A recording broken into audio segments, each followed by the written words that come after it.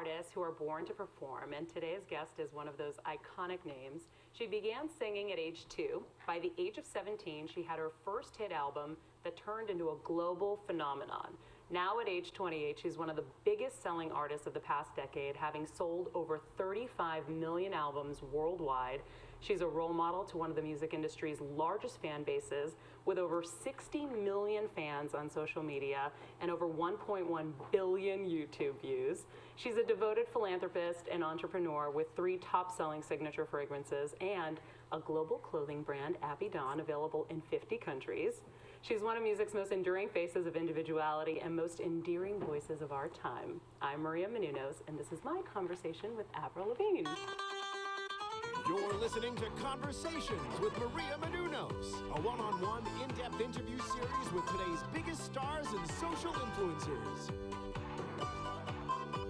And now, your host, Maria Menounos. Hi.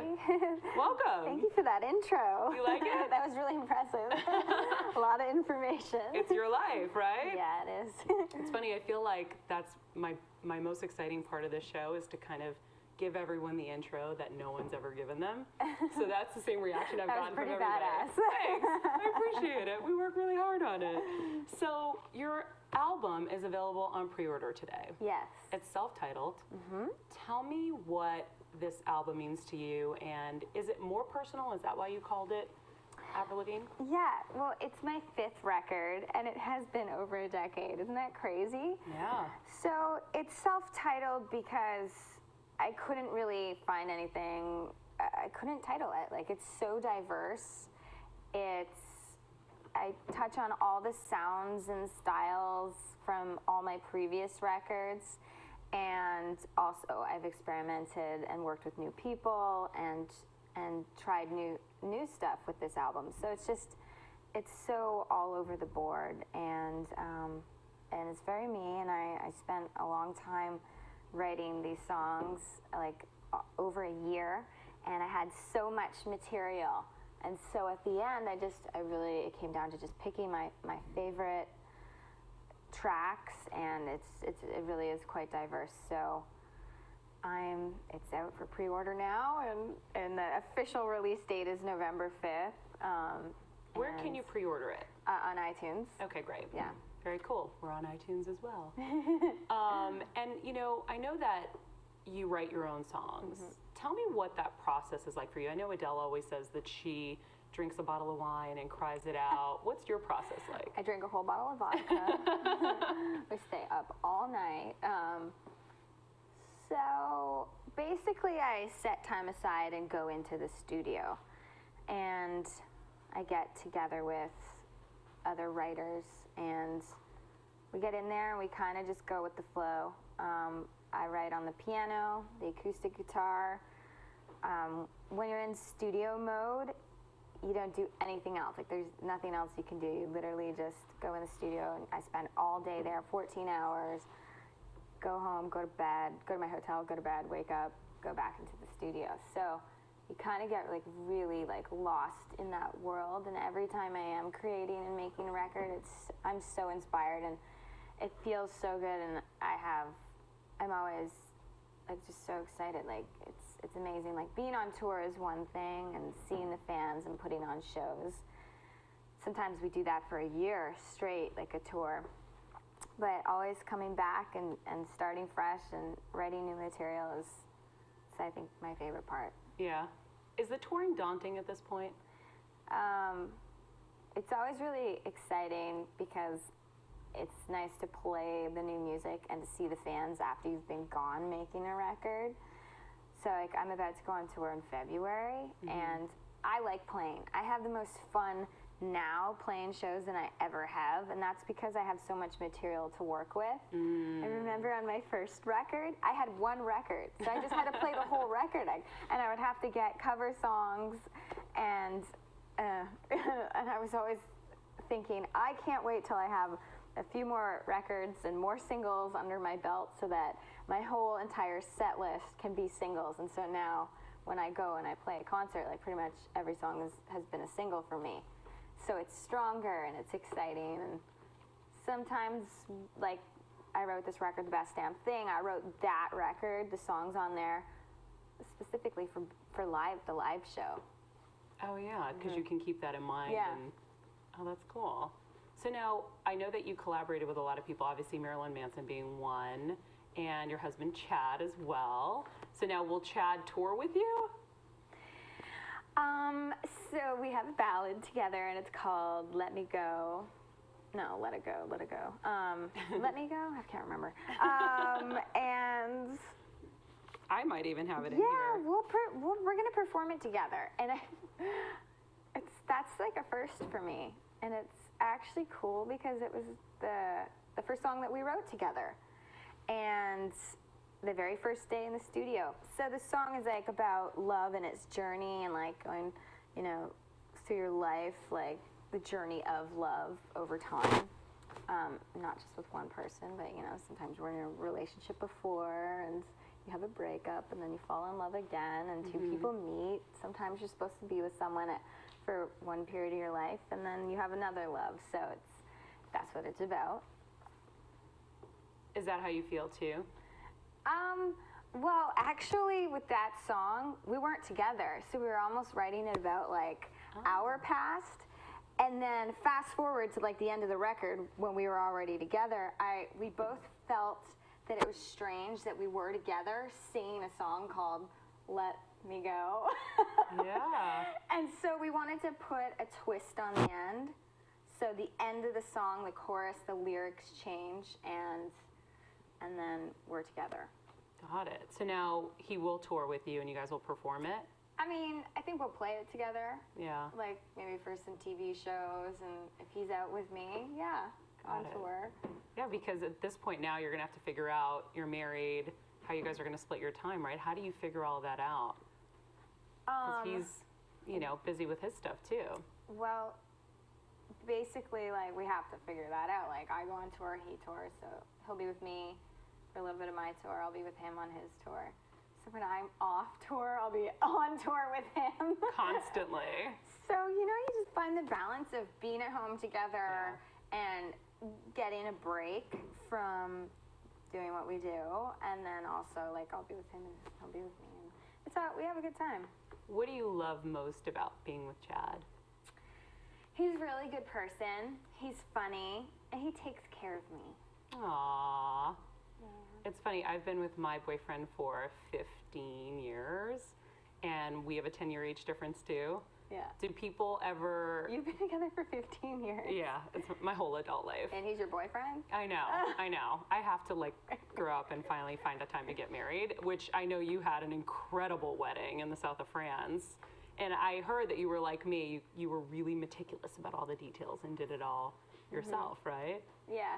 But, I had a wedding planner, but of course, I was the bride, so I went through everything, planned it all, came up with the theme, and yeah, we got married in a castle in France, and it was like kind of gothic and medieval.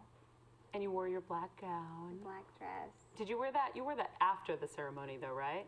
No, I wore it for the ceremony. You wore it for the ceremony, but you had a white gown too. That was for rehearsal dinner the day before. Oh, okay. Because I remember you had said you had always wanted to wear a black gown at some point. Cool. And your friends and family, did they have an incredible time like you had hoped for? Yeah, it was a big long vacation for everybody because they all traveled out there basically. I wanted to make sure it was like long. We stretched it out. So we had fun. We had a boat, and we had the castle for a few nights. So we did rehearsal dinner there, and yeah, it was good. Are you really romantic? I'm a Libra, so yes, I am. I feel like that from you. I feel like people wouldn't really think that. No, they wouldn't, I don't think. But you are, right? Like, do you feel like you're misunderstood sometimes? Well, no one really knows a person unless they know them in person, right? Yeah. So, I mean, with my music, I'm like out there on stage playing pop rock music. I think, you know, people don't really know you until they meet you or spend time with you. And I think sometimes people are surprised at certain things I do or that I like. What would surprise somebody? the most, you think? I don't know. I guess like I'm really domestic. I love decorating my house, spending time at home, cooking. You do? I have a garden. All that. I have a garden too. Yeah. I love my garden. I'm constantly posting pictures on Instagram of my vegetables. I get very proud of my vegetables. Are they organic? Yeah. Yeah. I get really excited. I'm like, oh my God, look at how big that zucchini is and that Yeah. eggplant. And so what's your favorite thing to cook? I like to eat organically, and I like to make salads, soups, and I love vegetables, like making them more interesting. And then when my family are with us, I'll cook anything. I'll make Italian, homemade ravioli. I don't really eat pasta and stuff like that very much, but like Italian night, like I'll go all out, make like truffle pasta. You can make homemade ravioli? Mm-hmm. That's But I have impressive. a pasta making machine. Nice. I got a bread maker recently. I'm obsessed with it. Okay, so you're domestic. I didn't know that. Yeah. I love learning new things. Yeah. So now I would love to ask you about being a businesswoman because you are an entrepreneur, and I want to get to the philanthropy too because I know you have your own organization. But what's the toughest part about being Avril the businesswoman? Because you have so many different lines and things that you're working on. What's the toughest part? What's good about it is that everything that I do is tied into my music. So if I'm creating fragrances or designing clothes for my clothing line, I'll tie in like song titles. Or my very first fragrance, Black Star, I wrote a theme song for it for the commercial, and it was the intro to my tour and to my album, The Best Damn Things, or actually Goodbye Lullaby. So basically I just tie it all in together, and then it's kind of easy to manage and to do it all together because the colors are a theme, and the icons, and so whatever album I'm working on, that particular album cycle, like the fonts and that I'm using for it, even I'll put on the labels of my clothing line. So you can kind of interconnect everything. Yeah, and I'll get into a certain color.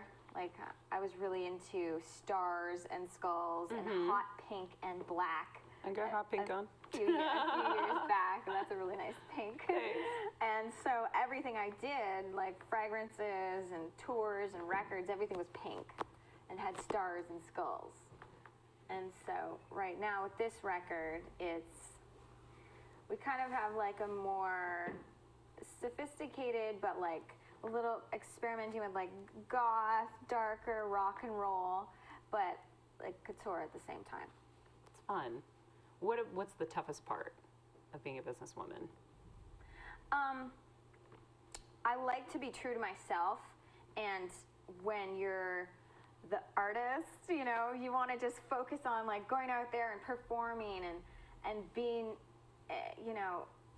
when you're a singer and you go on stage, you want to focus on that, but there's always so much noise around that can get annoying, and that can be difficult.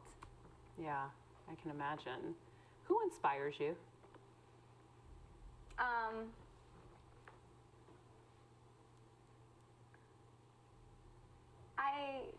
My brother, I look up to my brother in a lot of different ways, just because he's really driven. He works really hard. He's a multitasker, and he's good at everything he does. Okay. What about musically? I grew up listening to the Beach Boys. I know every single Beach Boys song, and I love Christmas music. We played that like crazy around the house, and I grew up in church. So that's the stuff that I listened to growing up that I guess I fell in love with music too. Ditto. I sang in my church choir, and I loved it. And Christmas music starts for me at Thanksgiving. I don't know when it starts for you, but I start playing it in the house around Thanksgiving. Yeah. Yeah. Yeah. Whenever I'm home, like sometimes we do a lot of shows around Christmas time. Like sometimes I don't get home till like the 21st of December. But if I'm home, like I'll Totally, same thing. End of November, put up the tree, and then that's when the Christmas music starts every single day, right? I love it. My boyfriend actually is funny because he feels like the holidays are such a condensed time now. Like we're working right up to the minute. So he actually wants to put the tree up at Halloween. I'm like, honey, I think you're pushing it now. I'm like, I don't know if I can do that. You know, I feel like you were part of this elite group of women. The women of your decade, the Pinks, the Britney Spears, the Christina Aguileras. What do you think about the changes you guys have all kind of undergone? And are you friendly with any of them? Nope. No? Not those two girls. What I think of the changes it's kind of cool that everyone's still around. Yeah. I think Pink's a really good singer. And she was signed before I was to L.A. Reid, I believe, discovered Pink as well. Mm-hmm. And so I remember when I first got signed to Arista Records when I was 15, getting like a copy of her CD, and like her sound was so different back then than how it is now. She's gone. Now she's more like pop rock, and so I've kind of, I guess I've seen her change, and yeah. I just feel really grateful to still be here today making music and to have these wonderful opportunities. And my fan base, the fans have been so amazing, and it's because of them that I still get to do this. That's true. And L.A. Reid actually, you know, I'm sure, have you caught him on X Factor at all when he did it? Yeah, I didn't really watch the show, but like, yeah, you always see clips and stuff. Yeah. Would you ever consider doing one of those talent shows? Maybe. Do you think that you would have a hard time like giving criticisms and stuff? I think it would be cool because like I've been a musician for a while now, for the majority of my life. Mm-hmm. So at one time I was a guest judge on American Idol, and I thought I actually had fun because I was surprised how many talented people there were. And you see on the TV show, like you don't see that. You see like the people that are like crazy, 'cause it's like Yeah. good entertainment, but it also just made me realize I'm so lucky that like I was able to make it, because there's so many like extremely crazy talented people out there, and it's hard to especially now, there's so much music around and so many new artists all the time, and it never really used to be that way. Mm-hmm. When young people approach you that want to do what you do, what kind of advice do you give them? I always say it's really important to know who you are and what your sound is and what your style is, and to be you, because if you're not, you might not shine like and do as well. It's important to be true to yourself, and then to work very hard and to never give up. Yeah, that's the key. It's funny because everywhere I was reading and doing research on you, the thing that stuck out to me the most is that you knew this is what you wanted to do. You dreamed about it. Do you feel like you visualized it into happening? I think so, because I just had this funny feeling when I was a little girl. I just thought about singing in front of the world, like the biggest stage ever, that it was almost like the world. And I had these mirrors in my bedroom, and I would have my hair brushed and sing, and then if I saw an award show on TV, there was something that was just like set off inside of me, and I'd go upstairs and I would pretend that I was on like David Letterman, like Jay Leno, and like accepting an award, and like I'd stand up on my mattress on my bed and I'd like sing "Oh Canada" to the top of my lungs, or whatever song I knew, and then I really wanted to be a singer, and I didn't know what Hollywood was, and I didn't know LA. Like, I hadn't even been to Toronto, probably, which is like the biggest city around where I grew up. Yeah. So I didn't even know it was an option, but I knew that I wanted to be up on stage and perform and to sing. And so I got into theater, and I was acting, and like the school plays and stuff like that, but also outside of school, I'd audition for musicals, and I was in Godspell and Your Good Man, Charlie Brown. Nice. And so I just wanted to be up on stage, and it's funny because I'm a really shy person. Uh-huh. And it's interesting. Yeah, a lot of people who are in the spotlight and performers say the same thing. You know, there's that weird thing where you are shy, but you aren't when you need to be, right? Now, I know you've done some acting. Are you thinking of doing like Broadway and other acting? Because I thought about it when I saw Rock and Roll. I was like, oh my God, this is so cool. First of all, love the video. It's so cute, but I was like, she needs to act more. I really want to, because that's actually how I started, was in theater and acting before the music thing happened for me. So yeah, I like entertaining. I guess I like being on camera and you know, whether it's singing or acting, it's like it feels very similar. So yeah, I would. It's creative. Yeah. It's fun. Do you have like a dream role? Like, I would love to be in a horror film, and I would also love to be in a comedy. Where Talk to the Wayans then. I'm super duper like over the top valley girl. Like, I don't know. I feel like I could also do a drama that's like dark and serious. So that's so funny. It would be fun. I think you could totally do it. It's funny, the Wayans do that, right? You've seen all the Wayans movies, like Scary Movie. Well, I don't think the Wayans did Scary Movie, but they've done offshoots of that, but we should talk to them. That'd be fun. You can rep me? I will make it happen. I will totally put the email out as soon as we're done to the I will Wayans. have a really hot rep. I want no commissions. I'm just going to be on set having fun watching it. You know, the other thing I was going to ask you about is, you know, we talked about acting. Is there anything left that you want to do that you haven't done yet? I think it'd be fun to do a side project with my music. Well, it wasn't really me. And I think it would be cool to, acting, yeah. Yeah, what kind of side project? I don't know. I've got some ideas, but I don't know. Oh, interesting. But Okay. I've always thought, like, when I was younger and in my band, like, I've always wanted to play the drums, and because I can play the drums, I play the guitar, I play the piano. But when you sing, it's hard to always like carry the song, and you have to entertain and go out there and like play with the audience. But on my tour, I did actually play the drums and sing to one song. But I thought it'd be cool to be in a band where I was like just like the guitar player or the drummer. But like maybe one day doing something completely different musically. Like I'd love to make a Christmas record. So I want to do that, and that's very different from what I do. Just some stuff that's different. I kind of sang country music when I was really young because I could only sing in like church or the fairs, and they needed you to sing like country.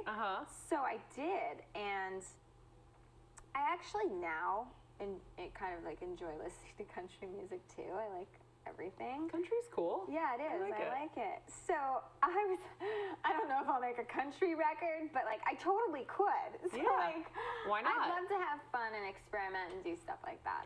Maybe, like, because I was going to ask you that, you know, will we ever hear different styles of music from you? Like, is there something that you've been wanting to do?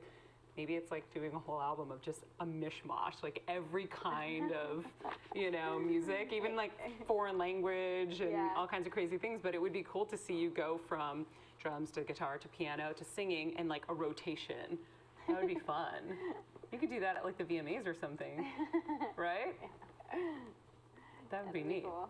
It's a lot of work. I always thought about doing that in a music video, playing every instrument. Yeah, you should. What did Chad think about your makeout with Danica at the in that video? He was cool with it. Was that your idea? She was my first on-screen kiss ever. No way. I've never made out with anyone in a music video before because I've always been in a relationship. So I was never obligated to because it's just a music video. If it was a movie, you would have to. So. Yeah, I asked him because it was in the script for us to do it, and it's like, yeah, are you cool with that? And he's like, yeah, it's fine. So he was cool with it. So fun. I really loved the cartoons and the whole concept was really fun. Thanks. I also wanted to know, you know, do you have a lot of celebrity friends? Like, I know a lot of people from everything over the years. and I've met a lot of people. Yeah, I do. Yeah. Tell me about your Avril Foundation, because I know that philanthropy has been something that's really important to you, and I know that you've done so much with this. So it was really important for me to start my own foundation because I had some amazing opportunities to work with, like the Make-A-Wish Foundation.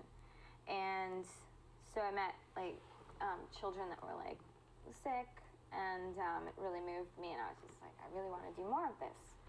So I started my foundation, and basically I've partnered up with Easter Seals, and we fund like recreational programs, after school programs, and do work with people with illness and disabilities. So we grow it every year, and it's important for me to get like the fans involved and to once again keep it like tied in with my music.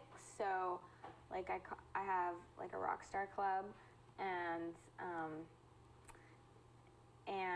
basically this year we now have a campership program, and we've just sent 50 kids with disabilities to camps who like can't afford it and stuff like that. That's sweet. Why was it important for you to do this? Because I had experience like doing that, and like with the Make-A-Wish Foundation, I really just wanted to take it to the next level, and it's important. I want to give back, and I think it's important for us all to, in whatever way that we can. I had this auction called for my birthday last year, and it was like a whole rock star theme. We just got like a whole bunch of rock stars to send in guitars and autographs and posters, and we did an auction. That was fun. Nice. You know, that made me to actually just think, have you thought about being a mom at some point? Is that something that you're thinking about sooner rather than later? Eventually. Like, I like working, and like I said earlier, I'm really happy to still be here today and doing what I'm doing, and, you know, still making music, and I feel like I have a lot in me to give, but hopefully one day that will be a part of my future. Nice. Hopefully mine too. If there was one thing, or if there was one word or one way you would want people to describe you or think of you as, do you have anything?